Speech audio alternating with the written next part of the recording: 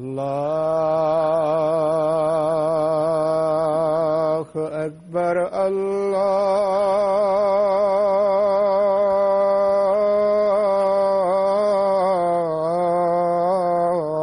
الله أكبر الله أكبر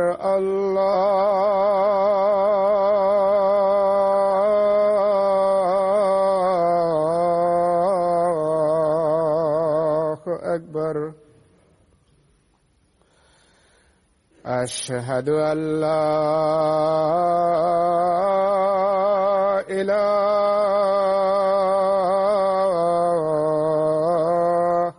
إلا الله.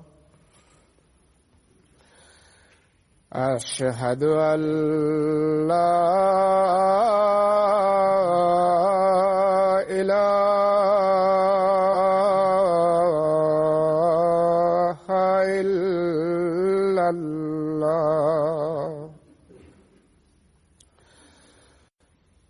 أشهد أن محمدًا رسول الله.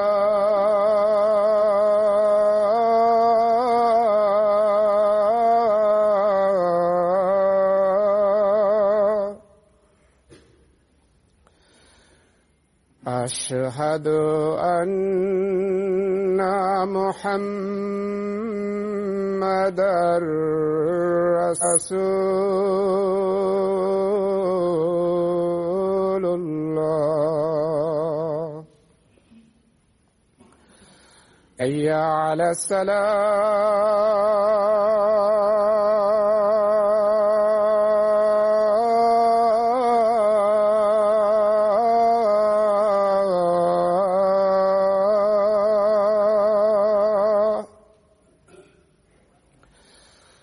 حي على الصلاة.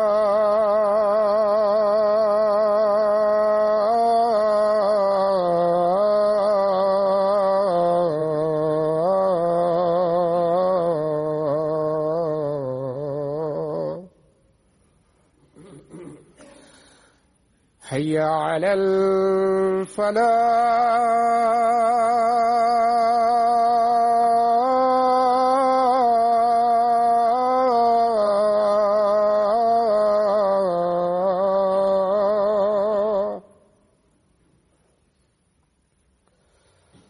حي على الفلاح.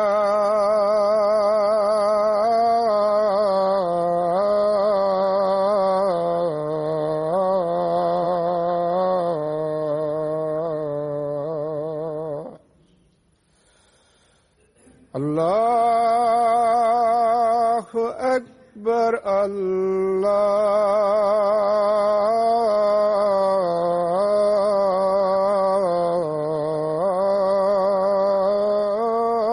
الله أكبر.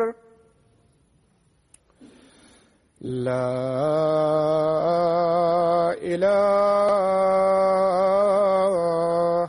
إلا الله.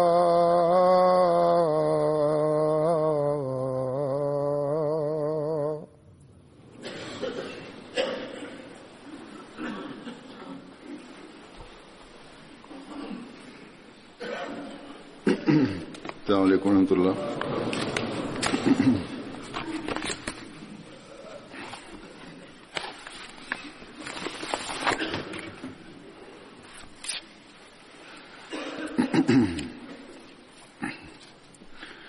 أشهد أن لا إله إلا الله وحده لا شريك له وأشهد أن محمدًا عبده ورسوله.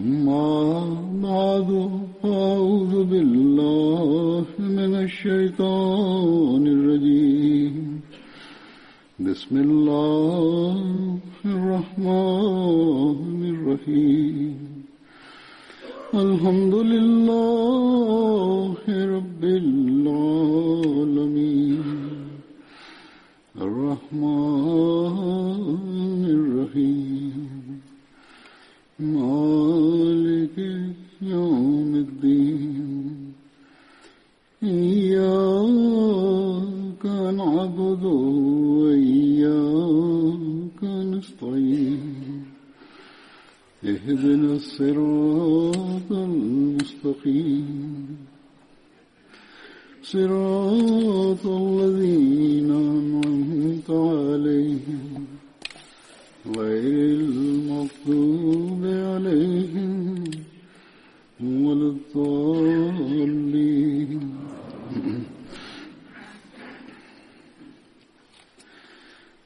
Bismillahirrahmanirrahim. Hazur kaže, danas ću da govorim o životu Hazreti Amir bin Fuheira radijallahu anhu. Vrlo detaljan opis je dat o njegovom životu i on je igrao jednu od najvažnijih uloga u historiji Islama i bilo mu je podareno da bude dio njih. Ovi događaji su takvi da je vrlo važno da se spomenu detalji o njima. Njegova titula je bila Ebu Amr i pripadao je plemenu Azad. Bio je afrički rob od Tufail bin Abdullah bin Sahbara, koji je bio polubrat od Hazreti Ajše radijallahu anhu. Oni su imali istu majku, a različite očeve. On je bio među prvima koji su prihvatili islam i primio je islam prije nego što je poslanik sallallahu alejhi ve sellem otišao u Dari Arkam. Hranio je koze Ebu Bekra radijallahu anhu i prošao je kroz mnoge poteškoće od nevjernika poslije prihvatanja islama.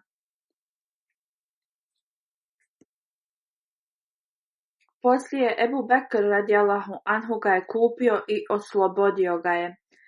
On je čuvao koze Hazreti Ebu Bekra radijallahu anhu i kad je poslanik sallallahu alejhi ve sellem i Ebu Bekr radijallahu anhu krenuli za Medinu i oni su se sakrili u pećini blizu planine Savr, Ebu Bekr radijallahu anhu je naredio da svaki dan dovodi koze blizu gdje su oni se krili, da ih on i poslanik sallallahu alejhi ve sellem pomuzu, tako da bi imali hranu. Kad je Abdullah bin Ebu Bekr radijallahu anhu odlazio da posjeti oba dvojicu, Hazreti Amir bin Fuheira radijallahu anhu bi išao iza njega i brisao bi njegove tragove, tako da ih neprijatelji nisu mogli naći.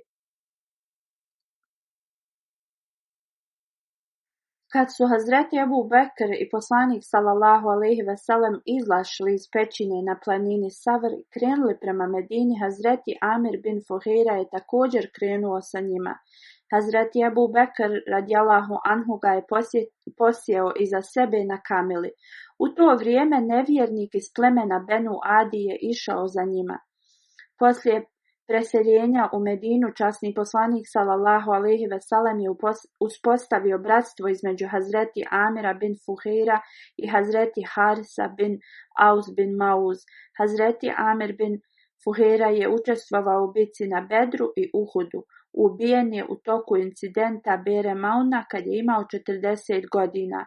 Prije migracije Ebu Bekr radijallahu anhu je oslobodio 7 robova koji su bili mučeni samo zato što su vjerovali u uzvišenog Allaha. Hazreti Bilal radijallahu anhu je bio jedan od njih i Hazreti Amir bin Fuheira je bio također jedan od njih.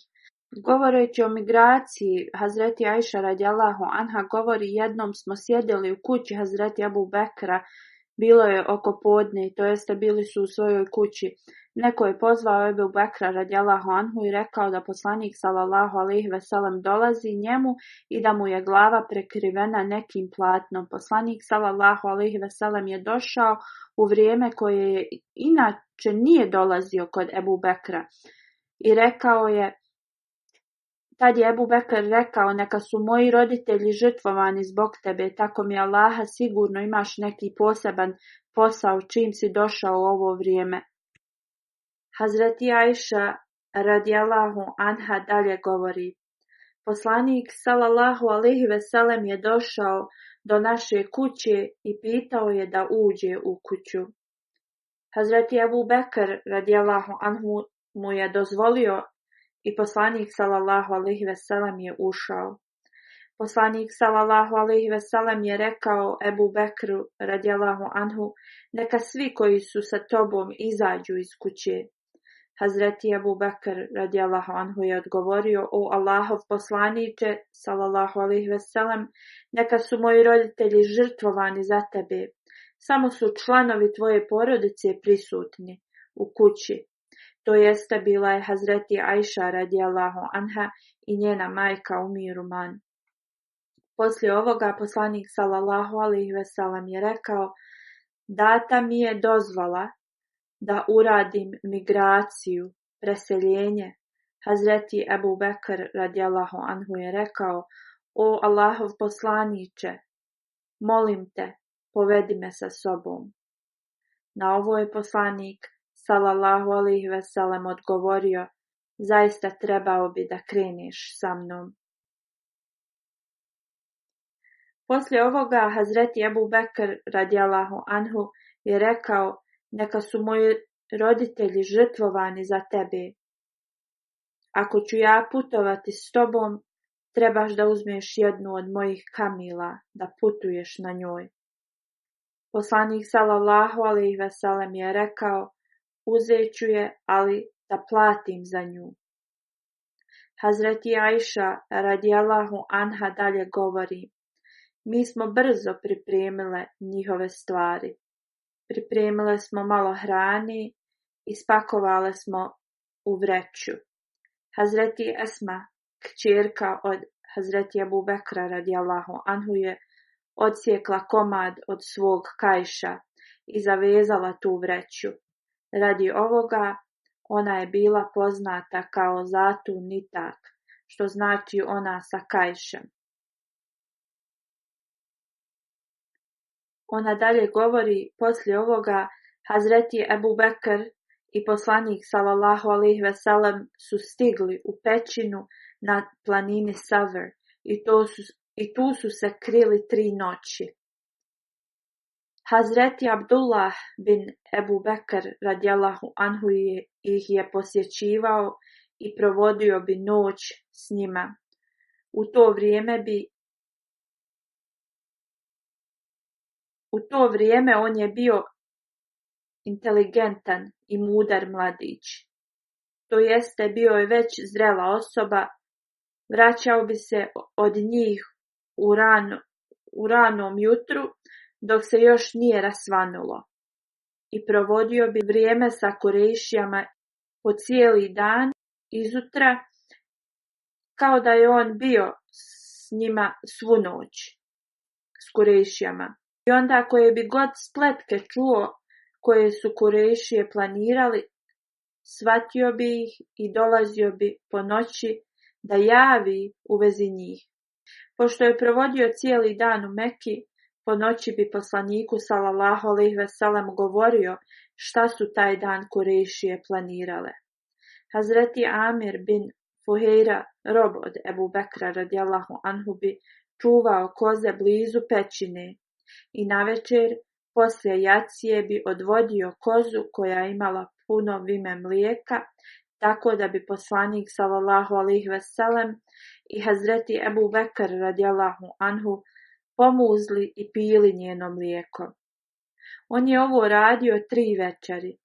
Hazreti Ebu Bekr i poslanik sallallahu alejhi ve sellem su uposlili neku osobu da im pokaže put do Medine. Ova osoba je pripadala plemenu Benu Abdi bin Adi i bio je vrlo iskušan vodič.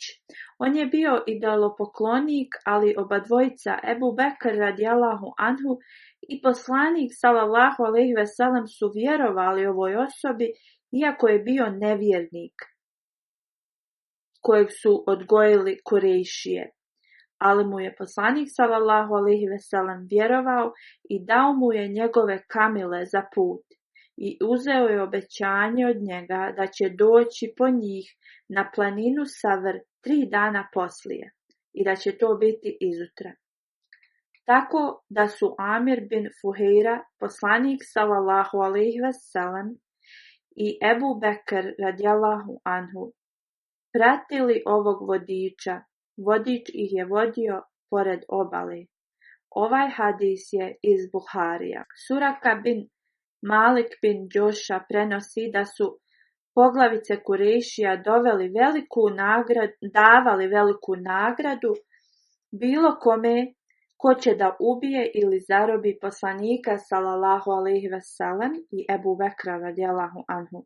U to vrijeme ja sam sjedio u svom plemenu Benu Mudrić. Jedan od njih je došao ispred nas i govorio je kako da uhvatimo ili ubijemo poslanika sallallahu alejhi ve sellem. Dok je ovaj govorio, jedna osoba je došla i rekla: Suraka, ja sam vidio tragove blizu obale malo prije. Ja vjerujem da su to od Muhameda sallallahu alejhi ve sellem i njegovih ashaba. Suraka dalje govori: ja sam shvatio da su zaista to bili tragovi poslanika sallallahu alejhi ve sellem, ali sam mu rekao da to zasigurno nisu tragovi od poslanika sallallahu alejhi ve sellem, radije da je to bio neko ko je tek ih napustio. Ovako je Suraka pobio njegovu tvrdnju i on dalje govori da je ostao na tom skupu neko vrijeme. Suraka je postao pohlepan u to vrijeme, nije želio da ta osoba prati te tragove i pokupi nagradu koju su Kurejšije obećavali.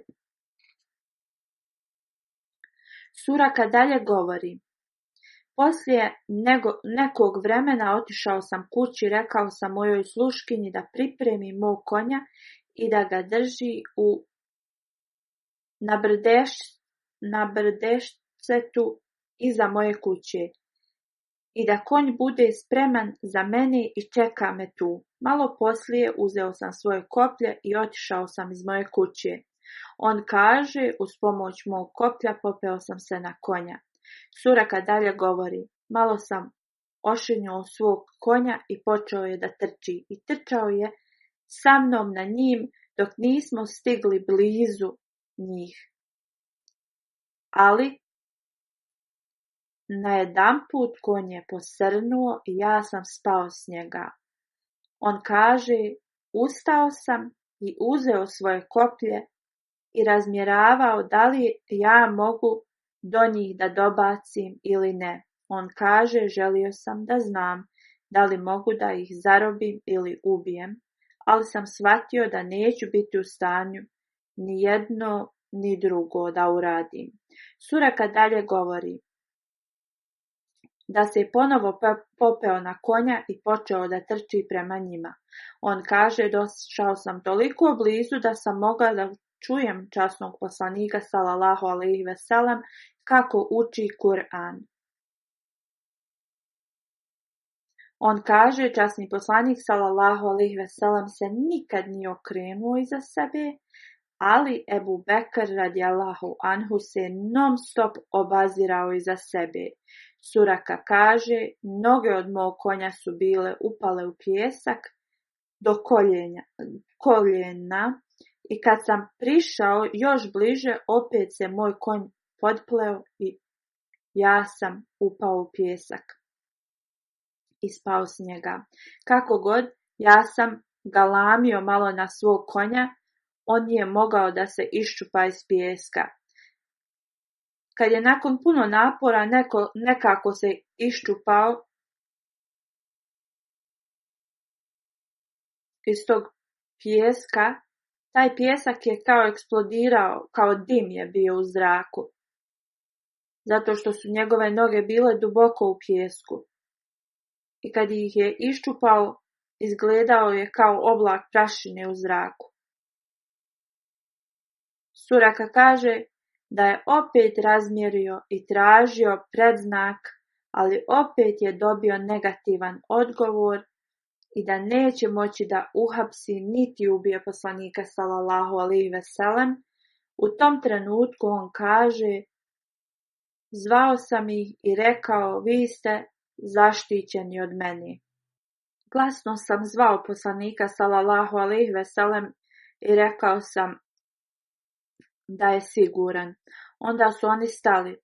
Ovo je značilo da nije više htio da ih ubije, niti da im išta loše uradi. On kaže, kad sam promijenio moj nijet i konj je opet počeo normalno da hoda. I stigao sam do poslanika sallallahu alejhi ve sellem. Kad sam vidio kroz kakve probleme sam prošao, shvatio sam da je poslanik sallallahu alejhi ve sellem, da će on biti pobjednik. I rekao sam mu, tvoja nacija je skupila pare kao nagradu za tvoju krv. I rekao sam mu šta su nevjernici planirali da mu urade. I onda sam im dao moju hranu i rekao, pošto idete na put, uzmite ovu hranu od mene. Kako god poslanik sallallahu alejhi ve sellem nije htio prihvatiti ništa, rekao je da im ništa nije potrebno. Niti je tražio od mene ništa osim da ne kažem nikome u vezi njihovog putovanja i da ne kažem nikome kojim putem su krenuli. On dalje kaže, tražio sam nešto od poslanika sallallahu alejhi ve sellem da mi napiše što bi bilo kao dokaz da žive zajedno u miru. Poslanik sallallahu alejhi ve sellem je rekao Amiru bin Fuheiri, koji je prije bio rob, on je iz Etiopije, ali je sad bio oslobođeni rob, i on je također putovao sa poslanikom sallallahu alejhi ve sellem. On je naredio njemu da napiše ovaj dokument na komadu kože. Poslije ovoga poslanik sallallahu alejhi ve sellem je nastavio svoj put. Ibn Šihab prenosi da mu je Urva bin Zubeir rekao da se poslanik sallallahu alejhi ve sellem sastao sa Hazreti Zubeirom, koji se vraćao iz Sirije sa muslimanskim karavanom radi posla. Hazreti Zubeir je došao i dao Hazreti Ebu Bekru i poslaniku sallallahu alejhi ve sellem neka bijela odijela. I muslimani iz Medine su čuli o poslanikovoj migraciji iz Mekke i posjećivali su mjesto Hara svakog jutra i tu bi čekali do podne dok ih vrućina ne bi natjerala da se vrate kući. I ovo bi radili svaki dan. Oni su željeli da dočekaju poslanika sallallahu alejhi ve sellem. Ibn Šihab dalje govori da je jedan dan, kad su se vratili kući, neki Jevrej se popeo na svoju kuću da provjeri nešto i vidio je da dvije osobe u bijeloj odjeći dolaze. I kako su se približavali, ovaj Jevrej je uzvikao, o Arapi, vaš vođa kojeg čekate je stigao.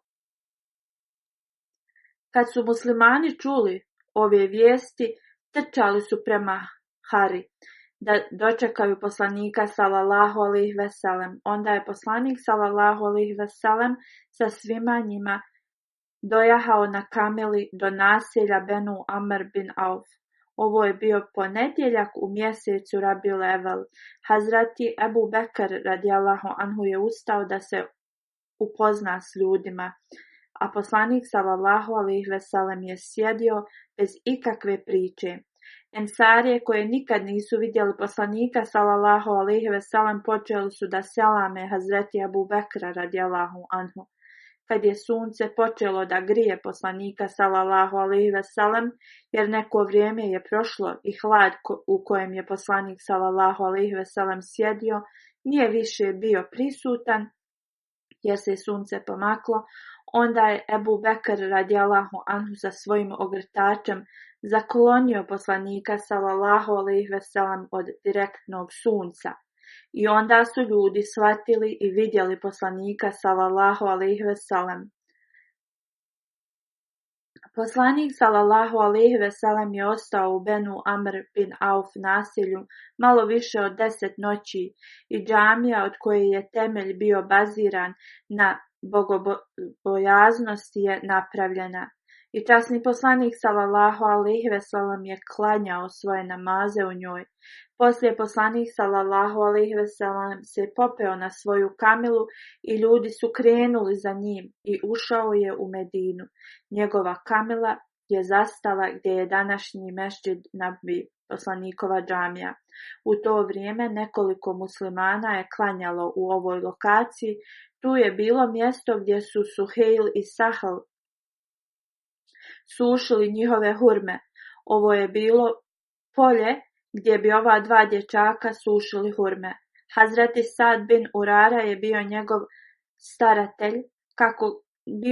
staratelj, kako god kad je kamila poslanika sallallahu alejhi ve sellem sjela tu, poslanik sallallahu alejhi ve sellem je rekao: ako Bog da, ovo će biti mjesto mog boravka. Onda je poslanik sallallahu alejhi ve sellem pozvao ovu dvojicu momaka i pitao ih, pošto je to zemljište da bi ga kupio, da želi da izgradi džamiju. Oni su odgovorili: o Allahov poslaniče, mi ti dajemo ovo zemljište džabe. Kako god poslanik sallallahu alejhi ve sellem je odbio da uzme džabe i kupio je ovo zemljište i džamija je napravljena zajedno sa ashabima. Časni poslanik sallallahu alejhi ve sellem je nosio cigle za džamiju i dok je ovo radio, poslanik sallallahu alejhi ve sellem bi učio: hazal himalu la himala hejber haza abaru rabbena vetar, što znači ovaj teret nije kao teret sa Hajber. O naš gospodaru, ovo je vrlo sjajan teret i čist. Poslanik sallallahu alejhi ve sellem je također učio: Allahumme inal ajra ajrul ahirah ferahamil ansara vel muhađira, što znači: o Allahu, prava nagrada je na ahiretu, zato budi milostiv prema ensarijama i muhađirima. I ovaj hadis je također zabilježen u Buhariju. Hazreti Muslim Maud radijallahu anhu je također objasnio u vezi migracije poslanika sallallahu alejhi ve sellem. Napisao je o ovome na svoj stil. Ja ću da pročitam nekoliko detalja u vezi njegovog pisanja. Hazur kaže: Hazreti Muslim Maud piše: nijedan musliman nije ostao u Meki osim nekoliko robova koji su postali muslimani, ali nisu mogli otići iz Mekke. Poslanik sallallahu alejhi ve sellem, Ebu Bekr radijallahu anhu i Ali radijallahu anhu su planirali da pobjegnu iz Mekke.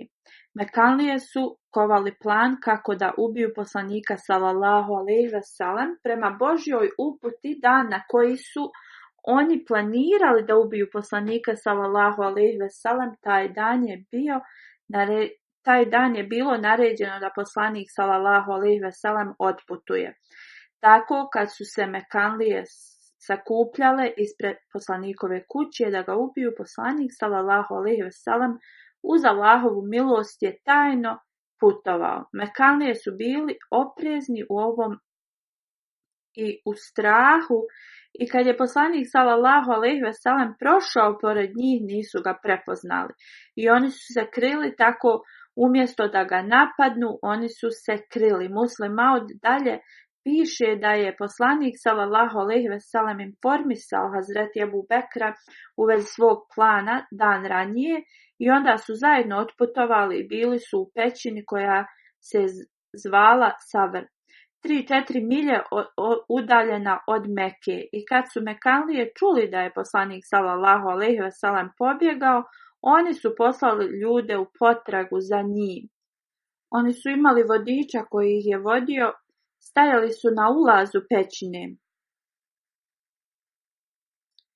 Taj vodič je rekao da je Muhammed sallallahu alejhi ve sellem u pećini ili je odletio na nebo. Hazreti Ebu Bekr radijallahu anhu kad je čuo ovo, njegovo srce se zaledilo. Prošaputao je da su ih neprijatelji skoro uhvatili. Poslanik sallallahu alejhi ve sellem je rekao: La tahsen, inna Allahe ma'na. što znači ne boj se, Allah je uz nas. Poslije ovoga Ebu Bekr radijallahu anhu je odgovorio: o Allahov poslaniče, ja se ne brinem za sebe, već za tebe. Ako ja umrem, ja sam samo obični smrtnik. Ali o Allahov poslaniče, ako ti umreš, to će značiti smrt vjeri i duhovnosti. Kako god, poslanik sallallahu alejhi ve sellem ga je uvjerio: ni tad nemoj da se brineš. U ovoj pećini nisu dvojica, tu je i treći, Allah. Kako god, mekanskom progonjenu je bilo suđeno da se završi. Islam je dobio šansu da raste i neprijatelji su bili spriječeni.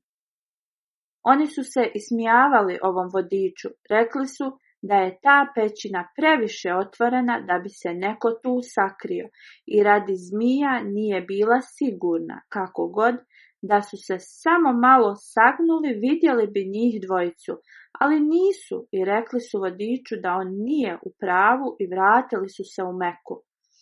2 dana su poslanik sallallahu alejhi ve sellem i Hazreti Ebu Bekr radijallahu anhu čekali u pećini. 2 kamile su dovedene, onda je jedna bila za poslanika sallallahu alejhi ve sellem i vodiča, a druga je bila za Ebu Bekra radijallahu anhu i njegovog slugu Amir bin Fuheira. Ali prije nego što je krenuo, poslanik sallallahu alejhi ve sellem se okrenuo i pogledao je u Meku. Meka je bila mjesto njegovih roditelja i tu je odrastao i dobio je svoju poruku u njoj, mjesto gdje su njegovi preci živjeli od vremena Ismaila alejhi salama.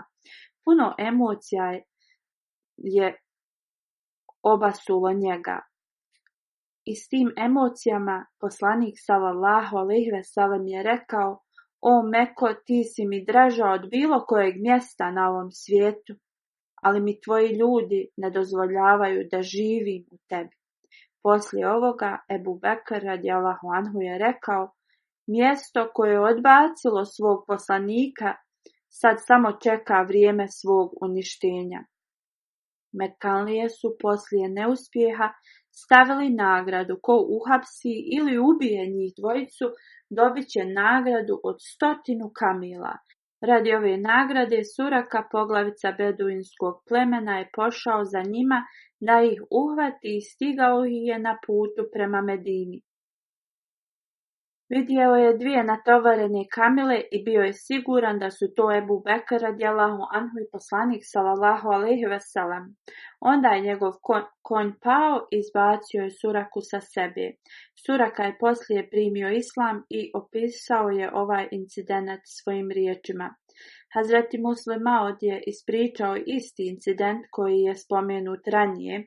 Kako god, Muslim Maud radijallahu anhu dalje piše: časni poslanik sallallahu alejhi ve sellem je rekao Amir bin Fuheira da napiše ugovor Suraki i on je ga napisao.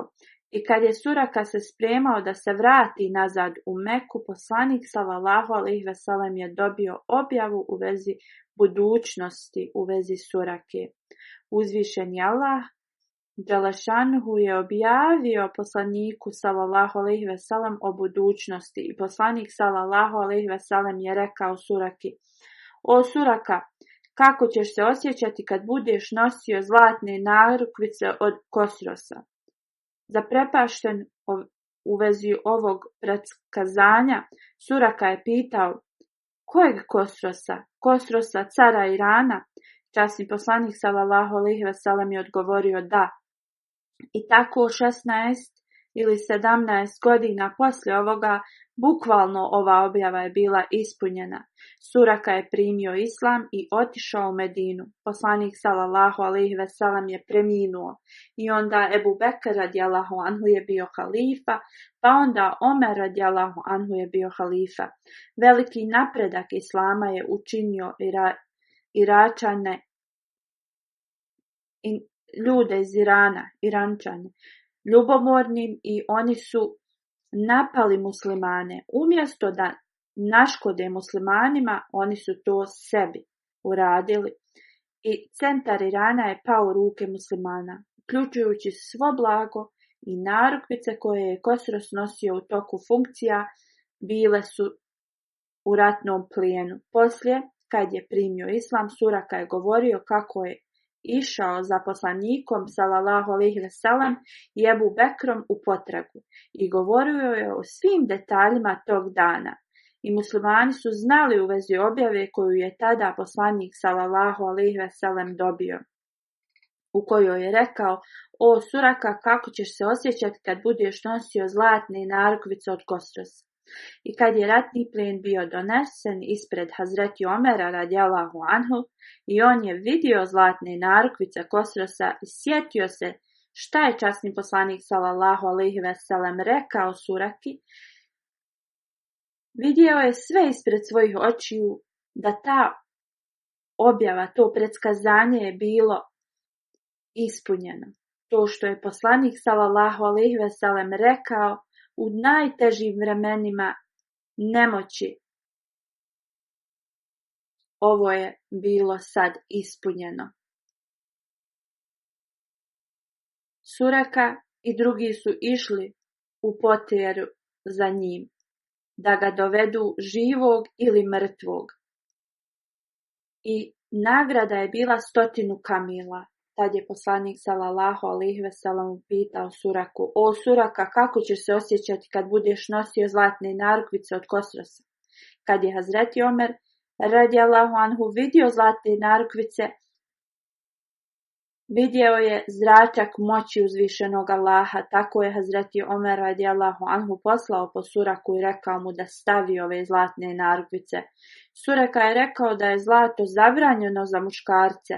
Hazreti Omer radijallahu anhu je rekao: zaista to je islam zabranio nošenje zlata muškarcima, ali ovo je poseban događaj jer je poslanik sallallahu alejhi ve sellem vidio u predskazanju da je Suraka nosio ove narukvice, pa i da je to grijeh, to mora da se uradi, jer je predskazanje bilo ispunjeno i treba da se ispuni u potpunosti. Suraka se bunio samo radi toga što je ovo bilo protiv učenja poslanika sallallahu alejhi ve sellem. U drugom smislu i on je želio da vizualno pokaže ispunjenje ovog predskazanja. Suraka je stavio narukvice i muslimani su vidjeli ovo predskazanje u potpunosti ispunjeno. Zapisano je u nekim knjigama da poslanik sallallahu alejhi ve sellem nije rekao Suraki u vezi narukvica u toku migracije. Radije da je to rekao na mjestu Džirana kad se je poslanik sallallahu alejhi ve sellem vraćao iz Hunein i Tajfa. Ali više se spominje u verzijama kako smo ranije spomenuli i koje je Muslim Maud radijallahu anhu također spomenuo. Kad je Hazreti Amir bin Fuheira se preselio u Medinu, razbolio se čim je stigao. Časni poslanik sallallahu alejhi ve sellem se molio za njega i on je u potpunosti ozdravio. Hazreti Ajša radijallahu anha prenosi da kad je poslanik sallallahu alejhi ve sellem stigao u Medinu iz Mekke, neki od njegovih ashaba su se razbolili. Hazreti Abu Bekr radijallahu anhu, Hazreti Amir bin Fuheira radijallahu anhu i Hazreti Bilal radijallahu anhu su se razbolili. Časni poslanik sallallahu alejhi ve sellem je dao dozvolu Hazreti Ajši da ide i posjeti i da pita u vezi njihovog zdravlja. Hazreti Ajša je posjetila Hazreti Ebu Bekra radijallahu anhu i pitala ga je u vezi njegovog zdravlja. Hazreti Ebu Bekr je izrecitovao sljedeće stihove: kad god se čovjek probudi u svom domu, uistinu je dobro jutro, iako smrt je bliža njemu od pertle na cipeli.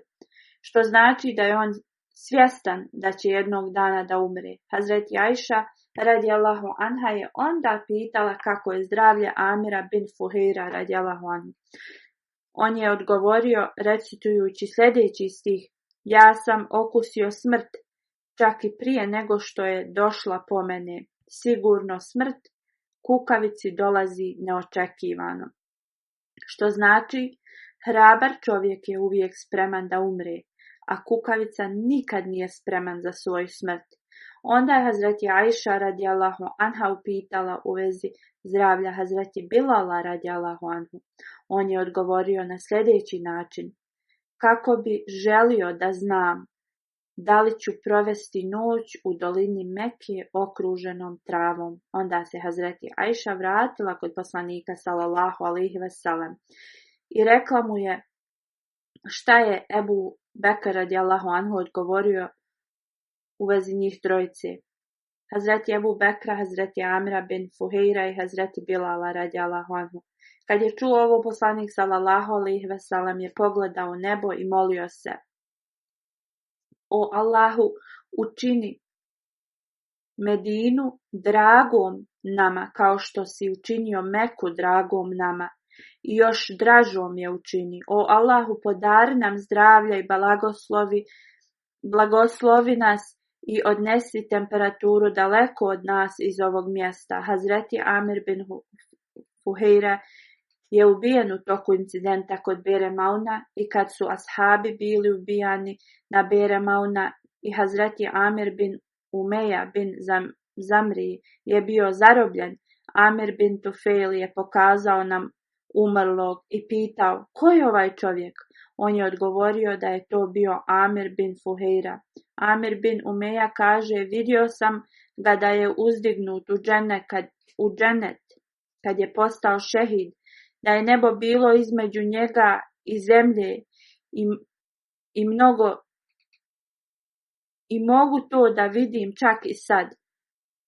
Onda se spustio na zemlju. Onda je časni poslanik sallallahu alejhi ve sellem dobio vijesti u vezi ovoga i rekao je svojim ashabima: vaš ashab je postao šehid. I on se je molio Allahu: o naš gospodaru, informiši našu braću šta nam se je desilo i da smo mi zadovoljni sa tobom i da si ti zadovoljan sa nama. Tako uzvišeni Allah dželešanuhu je informisao njih i pokazao je ovo i nemuslimanima. Ovaj hadis je zabilježen u Buhariju. Postoje različiti pogledi kako je poslanik sallallahu alejhi ve sellem primio vijesti o smrti Hazreti Amira bin Fuheira. Kako god, prema jednom hadisu, Amir bin Tufail koji je ovo prenio je bio osoba koja ga je ubila i on je bio taj koji je pitao ko je ova osoba. On je bio jedan od neprijatelja koji su ga ubili, ali prema drugom hadisu bio je Abdul Džabar bin Selmi koji ga je ubio. U svakom slučaju pitao je šehid u svakom slučaju on je postao šehid na incidentu Bere Mauna. I dok je opisivao incident u vezi njegove smrti, Hazreti Muslim Maud radijallahu anhu piše: Islam nije uznapredovao preko mača, već preko visokog moralnog učenja koji je probilo kroz srca i učinilo promjenu u ljudskim srcima, čak i kod nevjernika. Jedan ashab je rekao da razlog zašto je on postao musliman jeste, on je bio jedan od onih koji su ubili 70 ashaba koji su zvani Karis, zato što su podučavali Kur'an. Neki od njih su stajali da se bore, neki su počeli da bježe kad se to desilo, neprijatelji su bili mnogobrojniji i pobijedili su muslimane ubijajući ih jednog po jednog. Na kraju je samo jedan ostao. I on je bio ashab poslanika sallallahu alejhi ve sellem koji je bio uz njega u toku migracije. I on je bio oslobođeni rob Hazreti Ebu Bekra radijallahu anhu, koji se zvao Amir bin Fuheira.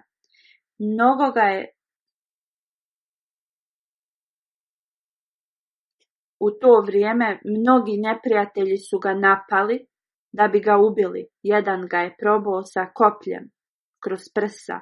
On je tad izgovorio: Fustul verabil Kaba, što znači kunem se gospodarom Kabe, ja sam postao uspješan. Kad je Amir bin Tufail čuo ove riječi, on je jedan od neprijatelja koji se poslije pridružio islamu. Bio je zaprepašten čuvši ove riječi, pomislio je: ovaj čovjek je daleko od svoje porodice i koplje je probalo njegova prsa Jedino što je izgovorio je Fustul ve Rabbil Kaba. Da li je ovaj čovjek lud? Amir bin Tufel je pitao druge. Zašto je on ovo govorio? Oni su rekli, ne znaš ti, ovi muslimani su uistinu ludi. Kad umiru na Allahovom putu, oni misle da je Allah zadovoljan s njima i da su postigli svoj cilj. Na ovo Amir bin Tufel je rekao, ovo je imalo veliki utisak na mene i odlučio sam da ode u muslimanski centar i da uči u vezi njihove religije. Tako kad je došao u Medinu, primio je islam. On je rekao da je čovjek bio ubijen sa kopljem. Bio je daleko od svog rodnog mjesta i porodice, ali riječi koje je izgovorio su bile ve Fustul ve Rabbil Kaba, kunjem se gospodarom Kabe, ja sam uspio. Ovo je ostavilo veliki dojam na njega i kad je primio islam, kad bi god govorio o ovome, njegovo tijelo bi se treslo i suze bi tekle iz njegovih očiju kad bi došao do dijela da kaže Fustul ve Rabbil Kaba. Hazreti Muslim Maud radijallahu anhu kaže, ovako je islam širen svojom ljepotom, a ne silom. Također je rečeno da u vrijeme Hazreti Amir bin Fuheira, njegove smrti, da je rekao Fustul ve Rabbil Kaba, a u drugom hadisu da je rekao Fustul vallahi. Hazreti Muslim Maud radijallahu anhu kaže da ove riječi su rečene od mnogih ashaba, ne samo od njega.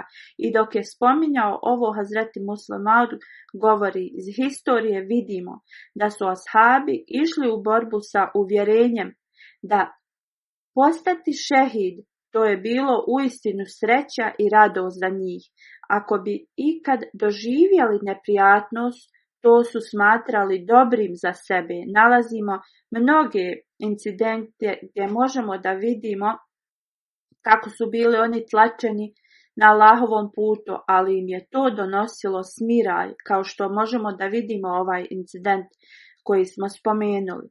Da kad je poslanik sallallahu alejhi ve sellem poslao ove ashabe da šire vjeru, vođa ove delegacije Haram bin Milhan je otišao kod Amira bin Tufejla, koji je bio poglavica plemena, da mu prenese poruku islama. Amir bin Tufejl i njegovi drugovi su ga prvo licemjerno dočekali velikodušno i kad je on sjeo među njih i osjećao se ugodno i počeo da im govori o vjeri, oni sa jednim znakom, sa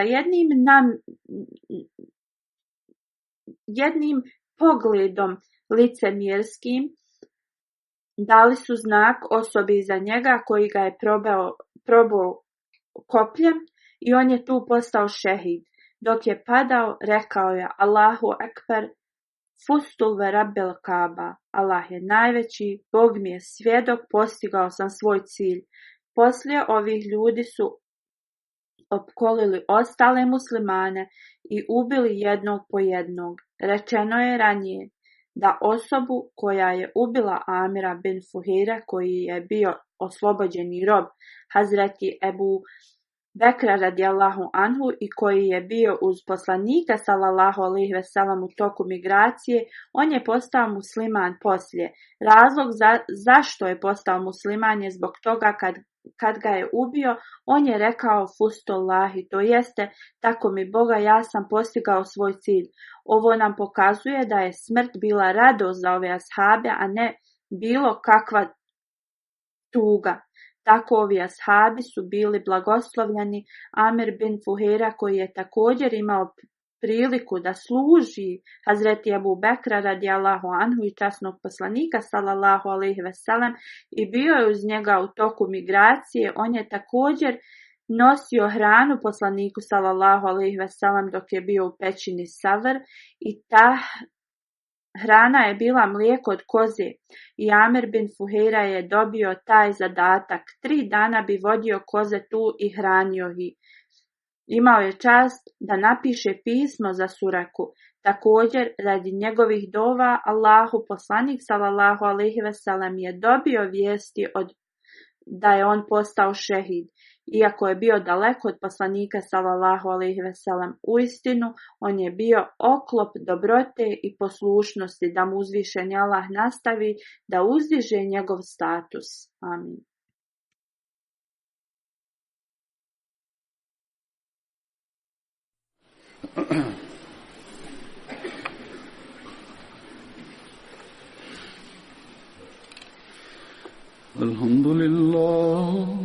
الحمد لله نحمده ونستعينه ونستغفره ونؤمن به ونتوكل عليه ونعوذ بالله من شرور أنفسنا ومن سيئات أعمالنا من يهده الله فلا مضل له ومن يضلل فلا هادي له ونشهد أن لا إله إلا الله ونشهد أن محمدا عبده ورسوله عباد الله رحمكم الله إن الله يأمر بالعدل والإحسان وإيتاء ذي القربى وينهى عن الفحشاء والمنكر والبغي يعظكم لعلكم تذكرون اذكروا الله يذكركم وادعوه يستجب لكم ولذكر الله أكبر.